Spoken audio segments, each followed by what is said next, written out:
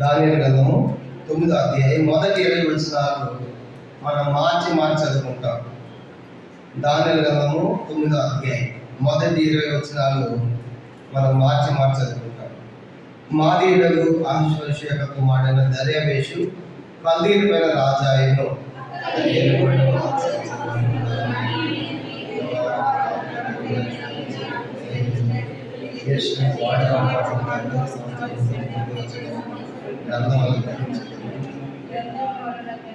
అంతటి నేను గోనె పట్ట కట్టుకొని ధూళి తలపైన వేసుకుని ఉపవాసం ఉండి ప్రార్థన విజ్ఞాపన చేయటమై ప్రభు యొక్క దేవుని నా మనసు నిగ్రహం చేసుకుంటుంది.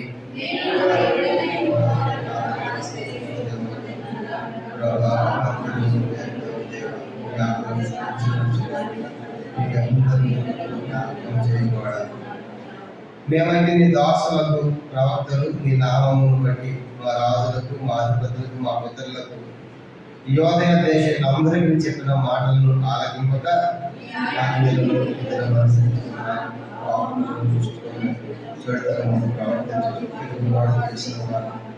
ప్రభువా నీవే నీతిమంతులు, మేమైతే సిగ్గు చేత ముఖ వికారం పొందిన వారు. మేము నీ మీద తిరుగుబాటు చేసి దానిని బట్టి నీ సకల దేశములకు మమ్మల్ని తరిమి యెరూషలేములోను యోదయ దేశములు నివసించు స్వదేశవాసులుగా ఉన్నట్టు పరదేశవాసులుగా ఉన్నట్టు ఇస్రాయేలందరికీ మాకు విధమైన సిగ్గే తగి ఉన్నది.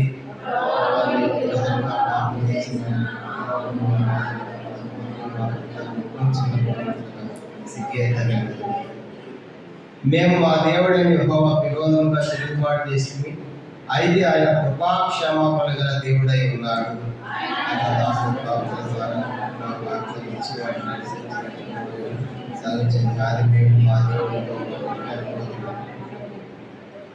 ఇశ్రాయేలందరూ నీ ధర్మశాస్త్రం అతిక్రమించి నీ మాట వెనుక తిరుగుబాటు చేసి మేము పాపం చేసి కనుక నేను శపించేదని నీ దాసులకు మోషే ధర్మశాస్త్రమును ప్రమాణం చేసినట్లు ఆ శాపమును మా మీద కుమ్మరించితివి.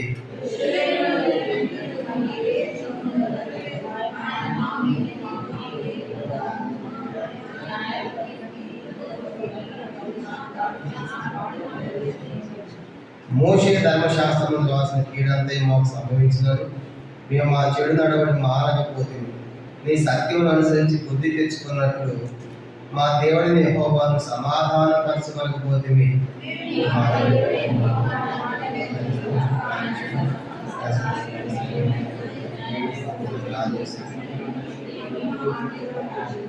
ప్రభువా మా దేవ, నీవు నీ బాహుబలములను నీ జనమును ఐగుప్తులను రప్పించటం వల్ల ఇప్పటి వరకు నీ నామములకు ఘన తెచ్చుకుంటుంది. మేమైతే పాపం చేసి చెడు నడతలు నడిచిన వారము.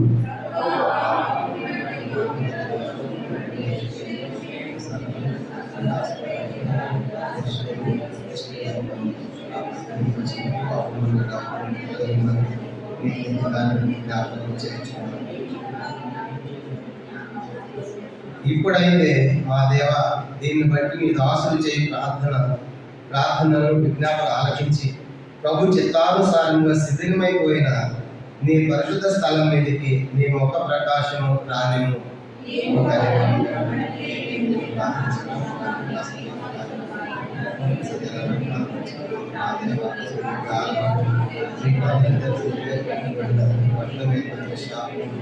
నీ పేరు పెట్టబడి ఆలస్యం చేయక చెవి నా మనవి చిత్తగించు. నా దేవ, ఈ పట్టణం నీ జనం నీ పేరు పెట్టబడినవి. నీ ఘనతను బట్టి నా ప్రార్థన విమని పేరు 20 వచ్చిన అందరం కలిసి నేను ఇంకా మరుగుచు ప్రార్థన చేయొచ్చు. పవిత్ర పర్వతం వరకు నా దేవుడు యెహోవా నా పాపము నా శరీర పాపము ఒప్పుకొనుచు నా జ్ఞాపన చేయొచ్చు. మరొక వాక్యము మొదటి రాజుల గ్రంథం ఇక్కడ చేపెట్టుకుంది. మొదటి రాజుల గ్రంథం 8వ అధ్యాయం. మొదటి రాజుల గ్రంథం సొలొమోను కూడా యెరూషలేము కోసం ఏమైనా మాట్లాడుతున్నారు. ఇప్పుడు దానియేలు యెరూషలేము కోసం ప్రార్థించాడు. ఇది కట్టిన తర్వాత యెరూషలేము కట్టిన తర్వాత సొలొమోను కూడా ఆ మందిరం కోసం ఏమైనా ప్రార్థన చేస్తున్నాడో చూడండి. మొదటి రాజుల గ్రంథం 8వ అధ్యాయం 33, 34, 35 వచ్చిన యెరూషలేము మందిరం గురించి దానియేలు ప్రార్థన చేశాడు. కట్టే సమయంలో సొలొమోను కూడా ఏమని ప్రార్థిస్తున్నాడు చూడండి. మొదటి రాజులు 8వ అధ్యాయం 33 నుంచి 33, 34, 35 వచ్చిన అందరికి కలిసి 33 చదవండి. మరి ఇశ్రాయేలు నీ జనులు విరోధముగా పాపం చేయడం చేత తమ శత్రువులను మొత్తబడినప్పుడు వారు నీ తట్టు తిరిగి నీ నామం ఒప్పుకొని ఈ మందిరమందు నేను గురించి ప్రార్థన విజ్ఞాపనం చేయడం వల్ల నీవు ఆకాశం ముందు విని ఇశ్రాయేలు బీజాలు చేసిన పాపం క్షమించి వారి పితరులకు నీవు ఇచ్చిన దేశంలోనికి వారిని రప్పించాడు.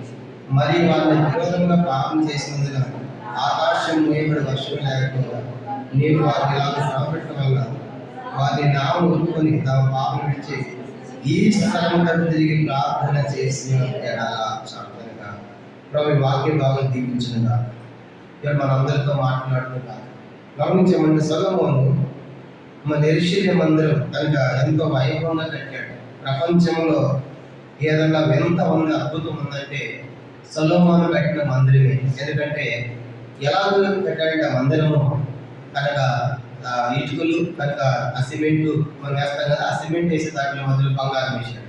మళ్ళా ఇటుకలు మరి బంగారం అట్లాగా మరి బంగారంతో పేర్చబడి కానీ పూర్తిగా బంగారంతో కట్టబడిన దేవాలయంగా పేరుగాంచింది సొలొమోను కట్టిన దేవాలయం. చరిత్రగా అలాంటి దేవాలయం ఎవరు కట్టలేదు, కనుక కట్టకూడదు కూడా. కనుక అంత వైభవంగా కట్టాడు. ఆ మందిరం కట్టిన తర్వాత దేవుడు సొలొమోను ప్రార్థన చేస్తాడు. వాస్తవానికి అంత గొప్ప దేవాలయం కట్టాడు కానీ దాంట్లో దేవుడు ఏమి ఉండడు. కనుక దాంట్లో దేవుడు ఏమి కూడా ఉండడు. మొదటి దినవృత్తాంతములు 3వ అధ్యాయం. అదే సొలొమోను అంటాడు, అంత బంగారంతో వైభవంగా కట్టినప్పుడు కూడా 2వ దినవృత్తాంతములు 2వ అధ్యాయం 2వ దినవృత్తాంతములు 2వ అధ్యాయం 2వ దినవృత్తాంతములు 2వ అధ్యాయము 6వ వచనం 2వ దినవృత్తాంతములు 2వ అధ్యాయము 6వ వచనం చదువుకుంటాం. 2వ దినవృత్తాంతములు 2 చదవా. ఆకాశ మహాకాశములు ఆయన పట్టజాలు, ఆయన మందిరం కట్టించడం చాలా వాడేవాడు. ఆయన సన్నిధిని ఆయన మందిరం కట్టించుకుంటాను నేను ఏ మాత్రం పడను. ధూపం వేటికి నేను ఆయన మందిరమును కట్టదలిచిన్నాను. కాబట్టి మనం గమనించమంటే ఆకాశ మహాకాశం పట్టజాలు కదా దేవుడికి. అంత పెద్ద దేవుడు కదా, అంత గొప్ప దేవుడు కదా. ఆయన ఆకాశమైన సింహాసం, భూమి ఆయన ఆది మందిరం ఎక్కడ కడతాను. కానీ మందిరం మరి ఎందుకు కట్టాను మందిరం అంటే అక్కడ అంటాడు కదా, ధూపం వేటికి నేను మందిరమును కట్టించాను. ధూపం వేయడం అంటే దేవుని ఇంటిలో ప్రార్థన కనుక ఆరాధన. కనుక ఆరాధన ప్రార్థన వరకే కానీ దేవుడు వచ్చి దీంట్లో ఉన్నాడు. అంత గొప్ప మందిరం కట్టిన తర్వాత సొలొమోను అయ్యా మేము పాపం చేస్తే తప్పు చేస్తే తొలగిపోతే మరలా నీ సన్నిధికి వచ్చి కనుక ఈ మందిరం తోటి తిరిగి ప్రార్థన చేస్తే మా పాపాన్ని ఏం చెయ్యి క్షమించని భవిష్యత్తులో జరగబోయే వాటి కోసం ముందే ప్రార్థన చేస్తారు. 8వ అధ్యాయంలో భవిష్యత్తులో మా ప్రజలు మా పితరులు మేము అలా జరిగి తొలగిపోయి తప్పిపోతే దయచేసి మమ్మల్ని ఏం చెయ్యి క్షమించు. 33వ వచనం. మరి ఇశ్రాయేలు నీ జనులు నీ విరోధముగా పాపము చేయడం చేత తమ శత్రువులను మొత్తబడినప్పుడు వారు నీ తట్టు తిరిగి నీ నామమును ఒప్పుకొని ఈ మందిరం మందు నిన్ను కూర్చి ప్రార్థన చేయనప్పుడల్లా కూడా అయ్యా మేము తొలగిపోతే పాపం చేస్తే కనుక తొలగిపోతే నువ్వేం చేయాలి. 35వ వచనం 35 చివరిలో చూడండి. 30 చివరిలో నీవు వారిని సమపెట్టడం వల్ల వారిని నామమును ఒప్పుకొని తమ పాపములను విడిచి ఈ స్థలం తట్టు తిరిగిన ఎడల. అంటే సొలొమోను భవిష్యత్తులో పాపం చేస్తారేమో తప్పిపోతారేమో అని భవిష్యత్తులో జరిగే సంగతులు కూడా మమ్మల్ని క్షమించమని ప్రార్థన చేస్తూ ఉన్నాడు. ఇప్పుడు మనం దానియేలు ప్రార్థన చదువుకున్నాం కదా, దానియేలు చేస్తున్నది కూడా ఈ యెరూషలేము కోసమే, సొలొమోను చేస్తున్నది కూడా అదే యెరూషలేము కోసం. మరి ఒకటే రెండు కూడా. అయితే సొలొమోను చేస్తున్న టైంలో కట్టబడుతున్న మందిరం, దానియేలు చేసే సమయానికి అదంతా కొలాప్స్ అయిపోయింది, శిథిలం అయిపోయింది, పాడైపోయిందిగా మనం చూస్తాం. అయితే ఈ రాత్రి ప్రశ్న ఏంటంటే ఎందుకు అట్లా మందిరం పాడైపోయింది? దేవుడు సొంత ప్రజలు కదా ఇశ్రాయేలు యూదులు, మీరు తలగా ఉంటారు కానీ తోకగా ఉంటున్నాడు, మీ పై వారు ఉంటారు కానీ కింది వారిగా ఇన్ని వాగ్దానాలు ఇచ్చాడు కదా. మరి ఎందుకు వాళ్ళు చెరలో పంపించాడు 70 సంవత్సరాల చెరలో కంటే? వాళ్ళు చేసిన పాపాలు ఏంటంటే ఒక 5 సంగతులు మీకు జ్ఞాపకం చేస్తా. మొదటిది, వాళ్ళు చేసిన మొదటి పాపం ఏంటంటే చాలా చేశారు. వాళ్ళు చాలా బబులోను యొక్క చెరలో పోవడానికి చాలా కారణాలు ఉన్నాయి, కానీ ఒక 5 సందర్భాలు ఈ రాత్రి మీకు జ్ఞాపకం చేస్తాం. మొదటి లేవియా కాండం 25వ అధ్యాయం మనం ఒప్పుకోవాల్సింది ఏంటంటే మనం చేసినటువంటి ఆ పాపాలు మనలో కూడా లేకుండా మనం దేవుని కడుక్కోవాలి. లేవియా కాండము 25వ అధ్యాయం 2వ వచనము. ఇది మొట్టమొదటి పొరపాటు, మొట్టమొదటి తప్పు, పాపం చేసిన మొదటి పాపం ఏంటంటే లేవియా కాండం 25వ అధ్యాయం మొదటి 2వ వచనం చదువుకుంటాం. లేవియా కాండము 25వ అధ్యాయం, లేవియా కాండం 25వ అధ్యాయం మొదటి 2వ వచనాలు చదువుకుంటాం. చదవండి. యెహోవా సినాయి కొండ మీద మోషేకి ఇలా సెలవిచ్చాడు, నీవు ఇశ్రాయేలీయులను నేను మీకు ఇచ్చిన దేశంలోకి మీరు వచ్చిన తర్వాత ఆ భూమి కూడా యెహోవా పేరిట విశ్రాంతి కాలమును ఆచరింపవలెను. చాలండి. కనుక ఇశ్రాయేలుకు ఉన్నటువంటి ధర్మశాస్త్రముల ఆజ్ఞల్లో ఒక కట్టడి ఏంటంటే 6 సంవత్సరాలు మీరు పంట పండించాలి, 7వ సంవత్సరం భూమికి ఏం చేయాలి? మీరు విడుదల ఇవ్వాలి, విశ్రాంతి ఇవ్వాలి. అంటే 7వ సంవత్సరం పంట వేయకూడదు. 6 రోజులు మనం పని చేసుకోవచ్చు. 7వ రోజు ఏది అని చెప్పండి? దేవుని యొక్క విశ్రాంతిని పాటించాలి, దేవుని యొక్క మందిరానికి రావాలి. 6 రోజులు నీకే, 7వ రోజు నాకు అన్నాడు. కానీ ఇప్పుడు ఇశ్రాయేలు చెప్పిన మా సంగతి ఏంటంటే మీరు 7 సంవత్సరాలు భూమి పండించండి, 7 సంవత్సరాలు అయిపోయిన తర్వాత తప్పనిసరిగా ఆ 6 సంవత్సరాలు అయిపోయిన తర్వాత 7వ సంవత్సరాల భూమిని ఏం చేయాలి? మీరు విడిచిపెట్టాలి అన్నాడు. మరి ప్రభావం 6 సంవత్సరాలు పండిన తర్వాత 7వ సంవత్సరం మా పంట ఎట్లా, మా పోషణ ఎట్లా అని అనుకుంటారా? దానికి ఏం చేస్తారంటే ఇది 20వ అధ్యాయం చూడండి, 18 నుంచి. లేవియా కాండం 25వ అధ్యాయం 18 నుంచి. కాబట్టి మీరు నా కట్టడలను నా విధులను కైకొని వాటి అనుసరించి నడుచుకోవాలని, అప్పుడు మీరు దేశంలో సురక్షితంగా నివసించేదారు, ఆ భూమి ఫలించును, మీరు తృప్తిగా భుజించి దానిలో సురక్షితంగా నివసించారు. మీరు ఆత్మ కట్టించి చాలు, అది మంచిగా ఫలిస్తుంది. ఇప్పుడు 20వ వచనం అందరం కలిసి, 20వ వచనం అందరం కలిసి, 7వ ఏట మేము ఏమి తిందుము, ఇదిగో మేము చల్లని పంట కోసిన వల్ల కాదు అనుకుందనేమో, అయితే నేను 6వ ఏట నా దీవెన కలిగినట్టు మీకు ఆజ్ఞాపించదు, అది 3 ఏండ్ల పంటను మీకు కలగజేయండి. మీరు 8వ సంవత్సరమున విత్తనములు విత్తి 9వ సంవత్సరం వరకు పాత పంట తినేదరు, దాని పంటను కూర్చు వరకు పాత దానిని తినేదరు. అందరూ చూడాలి. ఇస్రాయేలు అంటున్నారు, అయ్యో మరి 6వ సంవత్సరం పంట పండించాము, 7వ సంవత్సరం మేము పండించబోదు, మరి 7వ సంవత్సరం మాకు ఆహారం ఏంటో అనుకుంటారా? మీరు నా కట్టడల ఆజ్ఞలను అనుసరించి పాటిస్తే కనుక నేను చెప్పినట్టు చేస్తే 6వ సంవత్సరంలోనే ఎంత పంట వచ్చిందంటే 6వ సంవత్సరంలోనే 6వ సంవత్సరంలోనే కదా 21వ వచనం, 6వ ఏడు నా దీవెన మీకు కలుగట్లు ఆజ్ఞాపించదును, అది 3 ఏండ్ల పంటని మీకు కలుగుచేది. అంటే ఇప్పుడు అందరూ చూడాలి, 6వ ఏట ఎన్ని ఏళ్ళ పంట పండిందంట? 3 ఏళ్ళు. అంటే 6 అంటే 7, 8, 9 అంటే 3 సంవత్సరాల పంట ఒకే సంవత్సరం వస్తుంది. ఏ సంవత్సరం అది? 6వ సంవత్సరం. అప్పుడు నేను ఎంత మంచి 7వ సంవత్సరం భూమికి విశ్రాంతి చేయాలి. ప్రభా ఎంత మంచి దేవుడు ప్రభా, మాకు పండించేది కూడా లేదని చెప్పి విశ్రాంతి చేయాలి. విశ్రాంతి చేయకుండా ఏం చేశారంటే 7వ సంవత్సరంలో పంటలు పండించారు, భూమిని దున్ని విత్తనాలు ఇచ్చారు.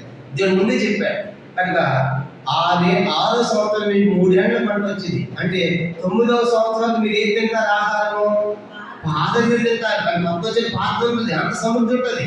కానీ మీరు తప్పనిసరిగా 7వ సంవత్సరం మాత్రం భూమికి ఏం చేయాలి? మీరు విశ్రాంతి ఇవ్వాలి అని దేవుడు చెప్పాడు. మనం కూడా చూసాం అనుకోండి, 6 రోజులు మీకు అన్నారు. కనుక 7వ రోజు అయితే తప్పనిసరి దేవుని యొక్క మందిరానికి రావు. మనకి 7వ రోజే ఓటీ ఉంటుంది, డ్యూటీ ఉంటుంది. కనుక 6 రోజు ఎక్కువ డబ్బులు ఉంటుంది. ప్రభావ ఏమనుకోతే ఎంత మంచి దేవుడు ప్రభావ, నీ స్తోత్రం ప్రభావ, ఈ ఒక్క ద్వారా మానేసి నాకు 2 వేలు వస్తే ఎక్కుంటాం. 4,000 అడ్మిట్ హాస్పిటల్, 4,000 అడ్మిట్ అవుతుంది హాస్పిటల్, 2,000 4,000 అయిపోతుంది. ఎన్నోసార్లు మనం దేవుని యొక్క ఆశలను కట్టలు పక్కన పెడతాం. దేవుడు ముందే ఎంత చక్కగా చెప్పాడు దేవుడు వాళ్ళకి. 6వ సంవత్సరం మీకు ఎంత పంట వచ్చేది? 3 ఏళ్ళ అన్నప్పుడు భూమి విడిచిపెట్టాలి కదా, విడిచిపెట్టకపోతే 7వ సంవత్సరం భూమిని దున్నారు, పంటలు పండించారు. దేవుడు అన్ని ఎక్కడ కడతా ఉంటే భూమికి విశ్రాంతి ఇవ్వాల్సిన కాలం 70 సంవత్సరాలు అయిందండి. ఎన్ని సంవత్సరాలు చెప్పండి? 70 సంవత్సరాలు. ఇప్పుడు ఈ భూమికి 70 సంవత్సరాలు విశ్రాంతి ఇవ్వాలంటే వీళ్ళందరూ చెరలో పోవాలి. ఏ చెరలో పోవాలి? బబులోని చెరలు. మీరు యోధా దేశంలో ఉంటే మళ్ళీ పంట పండిస్తారు, కానీ దీనికి భూమి విశ్రాంతి ఇవ్వాలంటే మీరు చెరలో ఉండాలని చెప్పేసి చెరలో పోవడానికి మొదటి తప్పు, మొదటి పాపం ఏంటంటే దేవుని ఆజ్ఞలు పాటించకుండా ఆలకించకుండా భూమిని పండించారు. 2 దినవృత్తాంతాలు 36వ అధ్యాయం, 2 దినవృత్తాంతములు. అందుకే చెరలోకి వెళ్ళారంటే ఇది మొదటి కారణం. 2 దినవృత్తాంతములు 36వ అధ్యాయం రెండో దినవృత్తాంతములు 36 అధ్యాయం. రెండో దినవృత్తాంతములు 36 అధ్యాయం చూడండి. దేవుడు లెక్కలు కడితే 70 సంవత్సరాలు అయిందంట. 70 సంవత్సరాల కాలం భూమికి విశ్రాంతి ఇవ్వాలని వీళ్ళు చెరలో పంపించాడు. రెండో దినవృత్తాంతములు 36 అధ్యాయము 21వ సంవత్సరం కలిసి రెండో దినవృత్తాంతం పేజీ నెంబర్ 391 పాత నిబంధనలో 391 పేజీ. రెండో దినవృత్తాంతములు 36:21 చదవండి. ఇర్మియా ద్వారా పలుకుబడిన మాట నెరవేరితే విశ్రాంతి దినములను దేశం అనిపించే వరకు ఇది సంభవించింది. దేశం పాడుగా 70 సంవత్సరముల కాలము అది విశ్రాంతి దినములను అనుభవించింది. కానీ దేవుడు ఎక్కడ కడితే ఎన్ని సంవత్సరాల భూమికి విశ్రాంతి ఇవ్వాలంటే వాళ్ళు అంటే 70 సంవత్సరాల భూమిని పండించారు. చూసారా, 70 సంవత్సరాలు. మనం కూడా చాలా సార్లు ఒక 6,000 అనుకుంటున్నాం. దేవుడు అన్ని లెక్కలు కడతాడు కనుక లెక్కలు కట్టినప్పుడు అది పెద్ద లెక్క అయితే ఎంత నష్టమో చూడండి. అందుకే హగ్గయి గ్రంథం అంటాడు, ఆదివారం మనం చేసే సంపాదన కనుక ఆదివారం అందరి మానేసేదే మనకు ఎక్కడ ఉంటుందంటే హగ్గయి గ్రంథం 1వ అధ్యాయం. హగ్గయి గ్రంథం ఆదివారం దేవుని యొక్క మందిరాన్ని మానివేసి మనం సంపాదించే సంపాదన అంట. హగ్గయి గ్రంథము 1వ అధ్యాయం మనం గమనించామంటే పేజీ నంబర్ 775 పాత నిబంధనలో పేజీ నంబర్ 775 హగ్గయి గ్రంథము 1వ అధ్యాయం 6వ వచనం. 775 పేజీ హగ్గయి 1:6 అందరం కలిసి చదవండి. మీరు విస్తారంగా విత్తనాలు మీకు మంచిగా పడి మీరు భోజనం చేయచను ఆకలి తీరగలది, పానము చేయచను దాహం తీరగలది, బట్టలు కప్పుకొనుచును చలి ఆకలినది, పనివారు కష్టము చేసే జీతము సంపాదించుకున్నను జీతము చినిగిపోయిన సంచులు వేసినట్లుగా ఉన్నది. చూసిన కనుక ఆదివారమున దేవుని యొక్క మందిరాన్ని పక్కన పెట్టాక మనం పనిచేస్తే మన జీతం దేవుని వేసినట్టంట చినిగిపోయిన సంచులు. చినిగిపోయిన సంచులు ఎన్ని లక్షలతో ఉంటాయి, వేపంటే పోతానే ఉంటాయి. చూసారా, కానీ మొదటి పొరపాటు ఏంటంటే వాళ్ళు చేసిన మొదటి పొరపాటు భూమికి ఏం చేయాలి, వాళ్ళు విశ్రాంతిని అంటే దేవుని యొక్క ఆజ్ఞలు పక్కన పెట్టి పండించారు. కాబట్టి దేవుడు లెక్కలు కట్టినప్పుడు 70 సంవత్సరాలు అయిందంట. ఆ లెక్క ఎంత అయింది, 70. కానీ 70 సంవత్సరాల విశ్రాంతి దినాలు మీరు పాటించకుండా ఉంటారా ఈ భూమికి వాళ్ళేదా? మీరు అందరూ ఎక్కడ ఉండి పండిస్తారు, మీరు చెరలో ఉండాలన్నప్పుడు వాళ్ళ చెరలో ఉంటే ఈ 70 సంవత్సరాల భూమికి ఏమొచ్చిందంట విశ్రాంతి. ఇది మొదటి పొరపాటు. అందుకే దానిని ప్రార్థన చేస్తాం, మేము పొరపాటు చేసిన వాడు పాపం చేసి ఏం పాపం చేశారంటే ఇది మొదటి. రెండో చూద్దామా, రెండోది ఇర్మియా గ్రంథం 34వ అధ్యాయం. రెండో పొరపాటు వాళ్ళు చేసింది ఇర్మియా గ్రంథము 34వ అధ్యాయం. ఇర్మియా గ్రంథం 34వ అధ్యాయం 10-11 వచనాలు. దేవుని యొక్క ఆజ్ఞలు ఆలకించి పాటించకుండా విశ్రాంతి దినాలు పాటించారు. రెండో సంగతి ఇర్మియా గ్రంథం 34వ అధ్యాయము 8 నుంచి 11వ వచనం చదువుకుంటే బాగా అర్థమవుతుంది. ఇర్మియా గ్రంథం 34వ అధ్యాయం.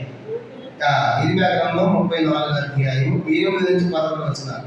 యూదుల చేత యూదులు గురువు చేయించమనక తమ దాస్యములో ఉన్న హెబ్రీలను కానీ అందరూ విడిపించినట్లు విడుదల చాటవలని రాజు సిద్కియా యెరూషలేములో సమస్త ప్రజలతో నిబంధన చేసిన తరువాత యెహోవా యొద్ద ఇర్మియా ప్రత్యక్షమైన వాక్కు. ఆ నిబంధన బట్టి అందరూ తమకు దాసి జనముగా ఉన్న వారు విడిపించదు మరియు ఇక మీద ఎవరిని వారి చేత కొలువు చేయించుకోమని ఒప్పుకొని ఆ నిబంధనలు చేరి ప్రజలందరూ విధేయులై వారిని విడిపించింది. ఇప్పుడు 11వ వచనం. ఆయన పిమ్మట వారు మనస్సు మార్చుకొని తాము స్వతంత్రంగా పోనించిన దాసులను మరలా దాసులను లోపరుచుకొని ఇచ్చారు. ఈ సందర్భం ఏంటంటే సిద్కియా రాజు ఉన్న టైంలో కనుక సిద్కియా రాజు ఉన్న టైం విషయాన్ని ప్రజెంట్ చేశారంటే వాళ్ళ సొంత సహోదరులను దాసీలుగాను పెట్టుకున్నారు. అంటే యూదులు ఏం చేస్తున్నారంటే యూదుల చేతనే పనులు చేయించుకుంటున్నారు. దేవుడు ధర్మశాస్త్రం ఏమని చెప్పాడు, ద్వితీయోపదేశకాండం ధర్మశాస్త్రం అన్నాడు, మీరు మీ సహోదరుల చేత మీరు బానిస సేవ చేయించుకోకూడదు.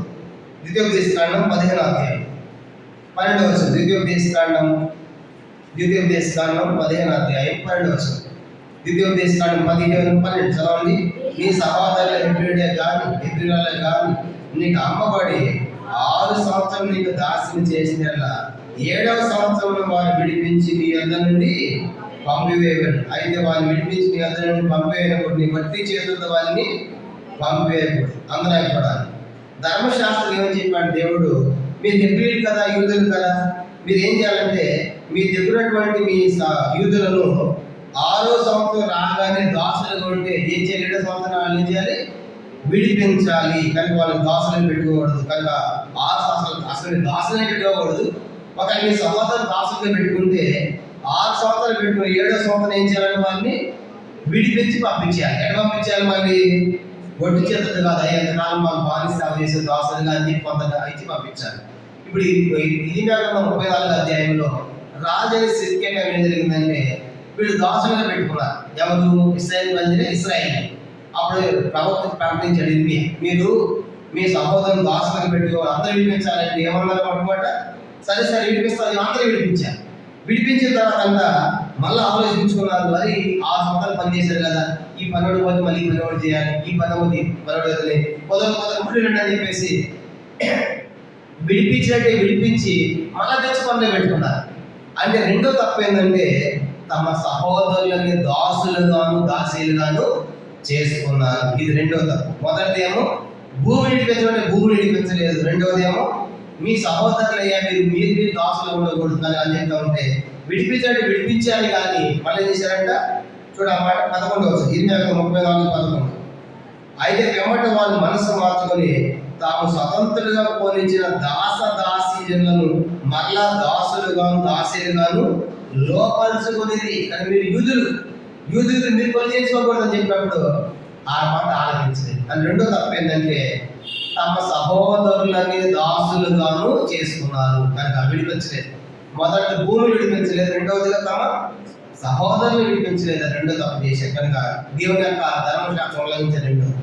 మూడో చూద్దామా. మూడో తప్పు చూడండి, ఇర్మియా గ్రంథం 7వ అధ్యాయం. ఇర్మియా గ్రంథం 7వ అధ్యాయం 31వ వచనం. మూడో తప్పు వాళ్ళు చేసిన మూడో పాపం ఏంటంటే మొదటిది భూమికి విశ్రాంతి ఇవ్వలేదు, రెండవదిగా తమ సహోదరులకు విడిపించలేదు. మూడో పొరపాటు ఇర్మియా గ్రంథం 7వ అధ్యాయం 31వ వచనం. ఇర్మియా గ్రంథము 7వ అధ్యాయం 31వ వచనం చదువు. 7:31. నేను ఆజ్ఞాపించిన క్రియను నాకు తోచన క్రియను వారు చేసి ఉన్నారు. అగ్నిలో తమ కుమార్తెలను దహించినట్టు పెన్హిన్నములైన తోపేతను బలిపీఠములను కట్టుకొని ఉన్నారు. మూడో తప్పు ఏంటంటే మందిరం దగ్గర వాళ్ళు ఒక బలిపీఠమును కట్టి దాంట్లో తమ పిల్లలను దహిస్తూ ఉన్నారు. ఇది అన్ని రకాల పద్ధతి. అందులో ఏం చేస్తున్నారు, ఇప్పుడు కూడా బళ్ళు అర్పించాలని చూడండి కనుక బళ్ళు అర్పిస్తూ ఉన్నారు. నరబలు కనుక ఏదో జరుగుతుంది, ఏదో శాపం పొందిన మనుషులు చెప్పడం, నరబలు ఇవన్నీ కూడా చేయకూడని పనులు.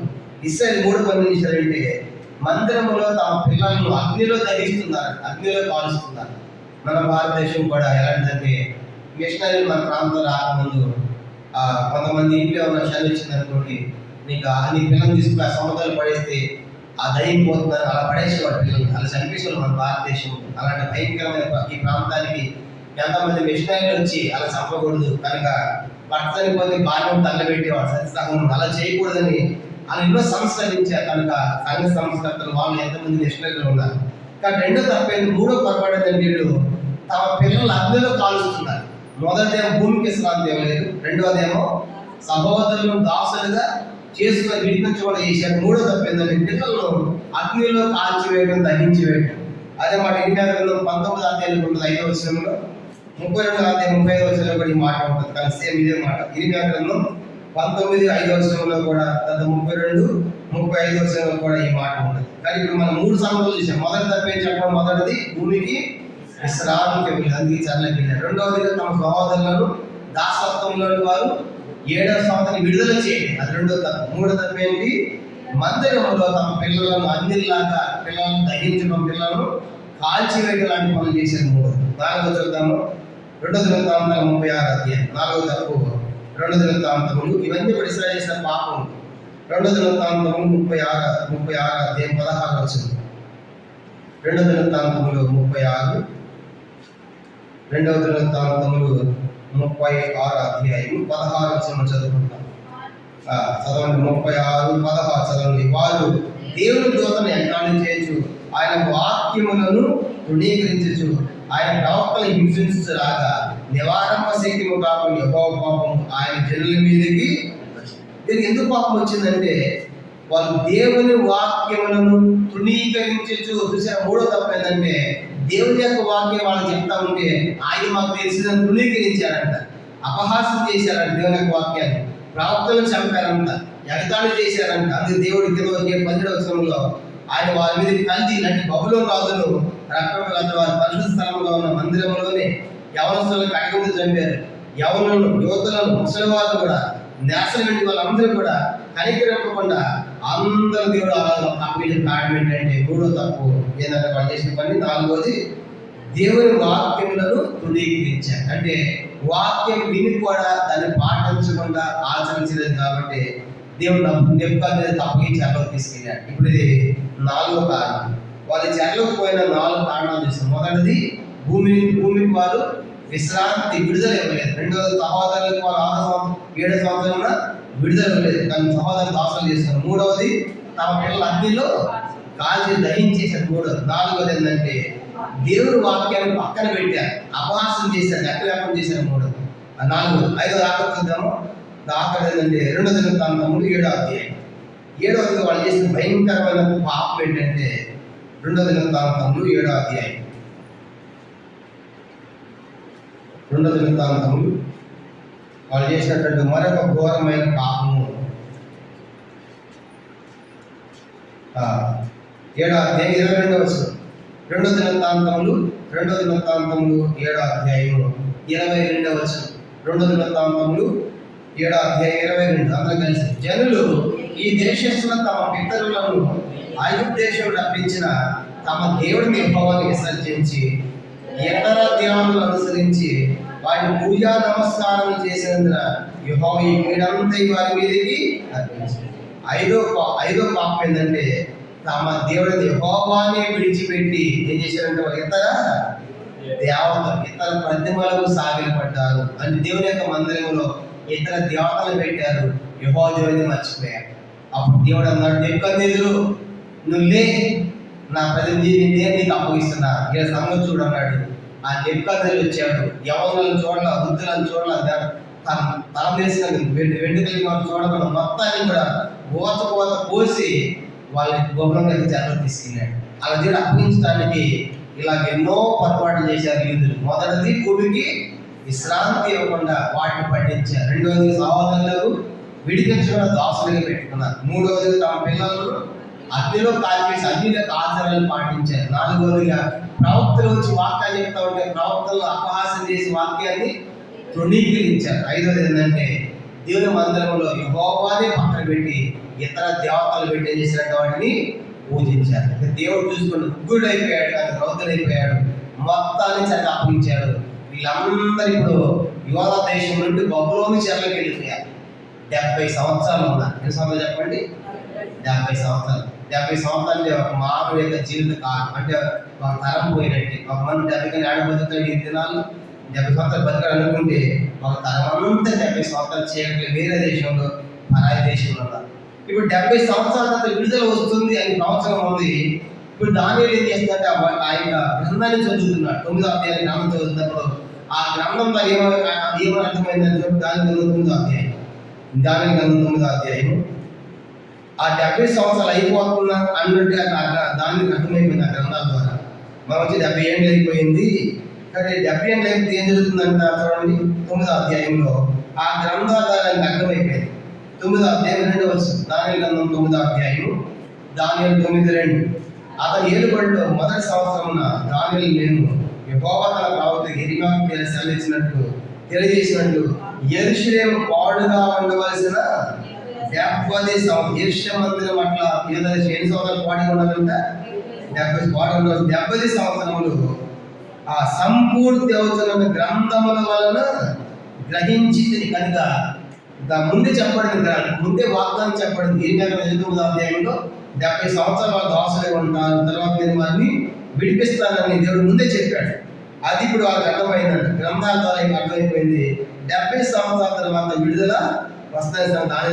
దానిని గ్రహించి ఇప్పుడు ఏమని ప్రార్థన చేస్తారు చూడండి. ఇప్పుడు 3వ వచనం, అంతటి ఉపవాసం నుండి గోనెపట్ట కట్టుకుని తన మీద ధూళి వేసి ఉపవాసం నుండి ప్రార్థన విజ్ఞాపన చేయటకై దేవుని మనసు నిలబెట్టుకున్నాడు. ఏమంటాడు 4వ వచనం, నేను అదే బాధ్యత ఒప్పుకుంటున్నాడు. ఏమనుకుంటున్నాడు, బాబా నువ్వు మాత్రం బేకడు అయ్యా, నీ ఆత్మ అనుసరించి వారికి నిబంధనలు ప్రభును జ్ఞాపకం చేయవాడు. మేమైతే నీ దాసులకు రావడం నీ నామమును బట్టి మా రాజులకు, మా అధిపతులకు, మా పెద్దలకు, యువత జనందరూ మాకు చెప్పిన వాడు ఆలకించలేదు. మేము మీ ఆత్మల విధులను అనుసరించలేదయ్యా.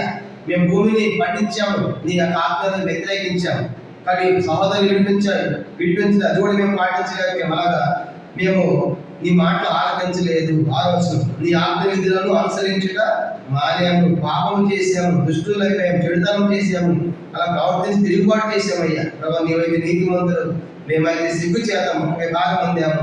మేము నీవైతే తిరుగుబాటు చేశాం కాబట్టి నువ్వు సకల దేశములకు మమ్మను తరిమేవయ్యా. యెరూషలేము యోధ దేశంలో నివసించు స్వదేశవాసులకు ఉన్న ఆదేశం నుండి ఈ సాంద్రకి ఇది మాకు సిగ్గే తరిగినది. తర్వాత ప్రభువా నీ విరోధంగా పాపం చేసినందుకు మాకు, మా రాజులకు, మా అధిపతులు, మా పెద్దలకు ముఖము చిన్నబోనట్లుగా సిగ్గే తగ్గింది. మీ పాపం చేసి అయితే నువ్వు కృపాక్షమాపణ గల దేవుడుగా ఉన్నావు అని చెప్పేసి ప్రార్థన చేస్తా ఉన్నాడు. అయితే నీలో తప్పేం లేదా, నువ్వు న్యాయవంతుడివే. చూడండి ఆమె చూడండి ఏమంటాడు, ఇవన్నీ సంభవించిన తర్వాత మేమే తప్పు చేసాం కానీ నీవు న్యాయవంతులుగా కనబడుతున్నావు అంటాడు. ఆ మాట చూడండి 12వ వచనం, యెరూషలేములో జరిగిన కీడు మరి ఏ దేశంలోనూ యెరూషలేము ఎంత ఘనమైన మందిరం కట్టాడు కదా, ఆ కీడు అంటే మరి ఏ దేశం లేదా అన్ని దాడులు ఆ యెరూషలేము ఎదుర్కొని తాడబెట్టి దాంట్లో మేమే పాపం చేసామయ్యా. అయితే 14వ వచనం, మేము మా దేవుని యెహోవా మాట వినలేదు కనుక ఆయన సమస్త కాలుష్యమై న్యాయస్తుడై ఉండి సమయం కనిపెట్టి కీడు మా మీదకి ప్రభు న్యాయవంతులే ప్రభావ, మేము పాపం చేసామని మేము న్యాయవంతులే ప్రభావ, ఈ కీడు మా మీదకి వచ్చిందంటే మేము పాపం చేసాం, తిరుగుబాటు చేసాం, సిగ్గు వచ్చింది మాకు కాబట్టి అని చెప్పేసి మొదలు పెడుతున్నారు. అలాగా జరుగుతూ ఇప్పుడు ఏమొచ్చిందంట, ఆయన మందిరం మీద చూడండి అదొకటి చెప్తున్నాడు.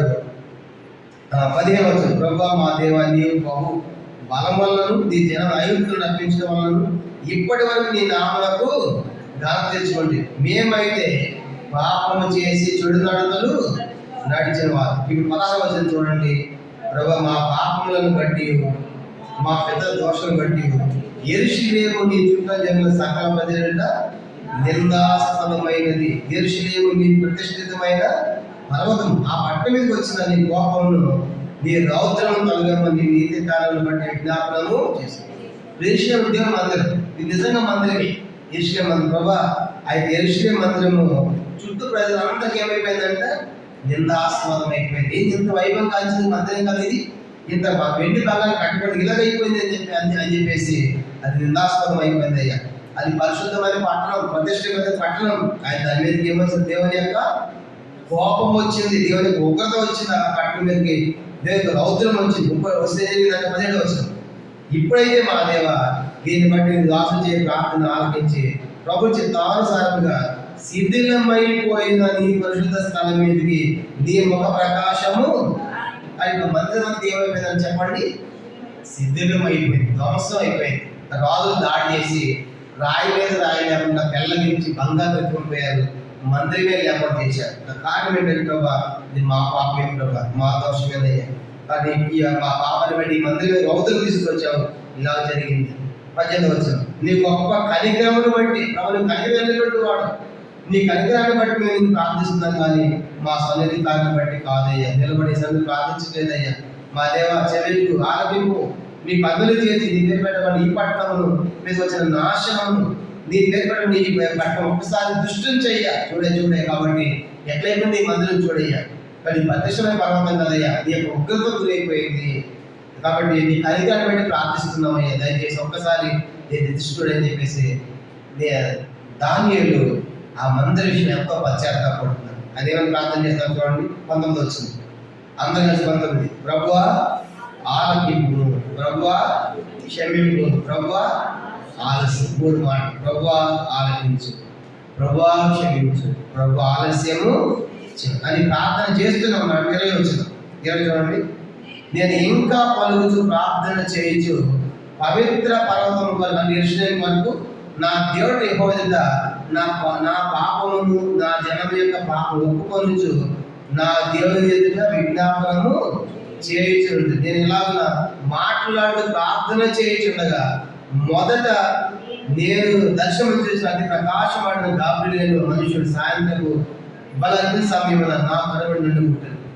ప్రార్థన చేస్తూ ఉండగానే పరలోకపు దూత దిగి వచ్చింది. దానియేలు ప్రార్థన ఏంటంటే ప్రార్థన చేస్తూ ఉండగానే జవాబు వచ్చింది. కానీ ఈ రాత్రి మనం కూడా ప్రభా ఎక్కడ మనం ఈ రాత్రి దేవుని కాపులు పాటించకుండా విశ్రాంతి తప్పిపోయాము, సహోదరులను దాసులుగా దాసీలు అనుకుంటున్నాము, తర్వాత దేవుని యొక్క ప్రజలతో ఉండి అన్ని యొక్క కార్యక్రమాలు ఎక్కడ చేస్తున్నాము ఒప్పుకుందాం. నాలుగోది దేవుని యొక్క వాక్యం మన ఎందుకు వస్తున్నప్పుడు కూడా ఎక్కడ మనం తృణీకరిస్తున్నాం సరిచేసుకున్నాం.